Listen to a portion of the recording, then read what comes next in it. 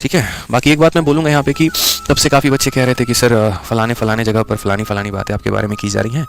तो देखो यार मुझे है ना इस चीज़ों से कोई फ़र्क नहीं पड़ता कि कोई मेरे बारे में क्या बोलता है क्या नहीं बोलता है। मैं ऑनेस्टली बताऊँ अपने काम पर बिलीव करता हूँ। ठीक है। हाँ, यहाँ पर ये ज़रूर है, जैसे मेरा जो शुरू से विज़न रहा है वो ये रहा है कि मैं बच्चों को कितना कुछ दे पाऊँ यहाँ पे। कभी ऐसा पर्पस रहा नहीं कि बच्चों से कमाना है। ठीक है, कि यहाँ पर जो है बस लूट लें, खा लें, करोड़ों का बैच बेच लें, उसके बाद जो है यहाँ पर रिजल्ट ना दिखाएं और फालतू का मार्केटिज्म में और फालतू की चीज़ों में जो है पैसा बर्न करो।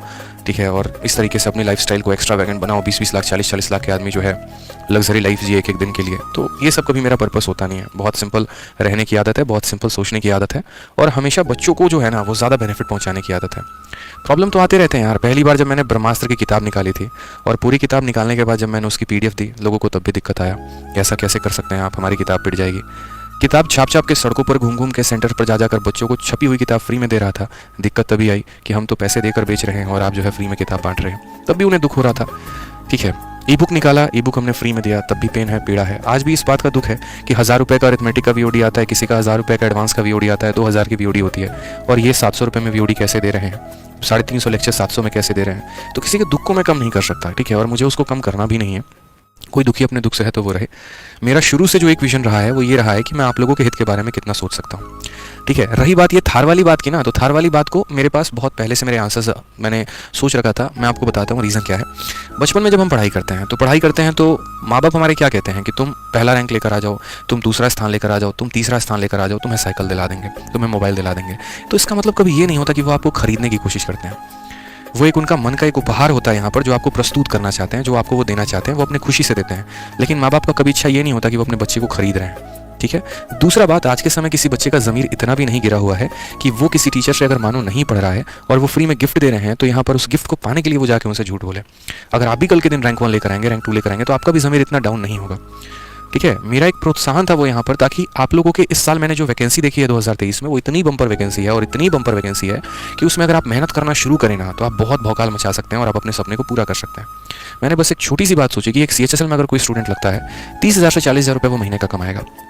एक साल की उसकी कमाई अगर मानो मैं 30,000 भी मान के चलता हूँ, या ज़्यादा से ज़्यादा चलो मैं 40,000 भी मान के चलता हूँ, तो 12 चौके 48 मानो 5 लाख रुपये वो कमा रहा है। 5 तो नहीं होगा, कट के 4 लाख रुपये उसके आएंगे। एक साल में वो 4 लाख कमाएगा तो 5 सालों में वो 20 लाख रुपये कमा पाएगा। ठीक है, और एक थार आती है 20 लाख की। अगर वो मेहनत करे, उसके अंदर डेडिकेशन हो, एक जज्बा हो यहाँ पर, तो वो ऐसा कर सकता है कि यार 5 साल की यहाँ पर जो मेरी कमाई होगी, जो मेरा इनकम होगा, वो मुझे एक ही बार में मिल जाएगा, तो क्यों ना मैं मेहनत करूँ। और रही बात है ना कि टॉपर्स खरीदने की और ये चीज़ों की, तो भाई मैं इन चीज़ों से बहुत दूर रहता हूँ। पिछली बार अगर आपको पता होगा तो ऑल इंडिया रैंक 11 जो है वो बिना खरीदे, बिना गिफ्ट दिए, बिना कुछ किए ऑलरेडी मैं उनका इंटरव्यू ले चुका हूँ और वो हमारे स्टूडेंट रहे हैं। आपने वीडियो देखा भी होगा। जब ऑल इंडिया रैंक 11 मेरा आ सकता है तो क्या ऑल इंडिया रैंक 10 नहीं आ सकता, ऑल इंडिया रैंक 9 नहीं आ सकता, ऑल इंडिया रैंक 1 नहीं आ सकता। बात रैंक लाने की नहीं है मेरे भाई। यहाँ पर बात जो होता है ना कि आप जब कहीं से जिन बच्चों से आप कमा रहे हैं आप उन्हें लौटा क्या रहे हैं, ये सबसे बड़ी बात होती है। मैंने क्रिस्टोफर सर से एक दिन मैं मिला था, इंग्लिश पढ़ाते हैं, और मात्र मेरी मुलाकात उनसे 5 मिनट की हुई थी और 5 मिनट की मुलाकात में उन्होंने जीवन का मुझे वो सीख दिया ना जो मेरे लिए बहुत मायने रखता है। हमेशा कहा कि सर मैंने आपके अंदर जो भाव देखा है ना वो हमेशा देने की भाव होती है, कभी लेने की भाव नहीं होती। आप कमाना नहीं जानते हैं कि इन्हें लूट के कमा लेना है, लेने आना है। मुखर्जी नगर में अक्सर जितने लोग आते हैं ना उनकी कोशिश ये होती है कि बच्चों से कितना लेके चला जाए। आपका पहला भाव है यहाँ पर, सबसे कम फीस में भी आप पढ़ा रहे होते हैं और तब भी कोशिश करते हैं कि हम बच्चों को कितना दे पाएं। आप सोचिए इतने बड़े बड़े इंस्टीट्यूट हैं पूरे भारत में, यूपीएससी पढ़ाते हैं, एसएससी पढ़ाते हैं, बैंकिंग पढ़ाते हैं, कोटा में हो गया, आईआईटी हो गया, नीट हो गया, जेईई हो गया। मेरे भाई कौन किसी को कितना गिफ्ट देता है ये बताओ पहले। सब कमाने का हाल जानते हैं। अगर पूरे भारत में कोई एक बंदा इतना जिगरा लेके आके कह रहा है कि भाई मैं आपको ये गिफ्ट करूंगा, तो वो जाहिर सी बात है कि आपसे अर्न करने तो नहीं आए, वो आपको देने आए। अब इसमें चुभेगी उनकी और दर्द उनको होगा जो लूट के खा रहे हैं, हराम की कमाई खा रहे हैं। ठीक है, उनको ज़्यादा पेन हो रहा है, उनको ज़्यादा कष्ट हो रहा है क्योंकि उनकी जेब ढीली हो रही है। उनको कष्ट हो रहा है यहाँ पर कि भैया हम तो नहीं दे पाएंगे, क्या होगा हमारा।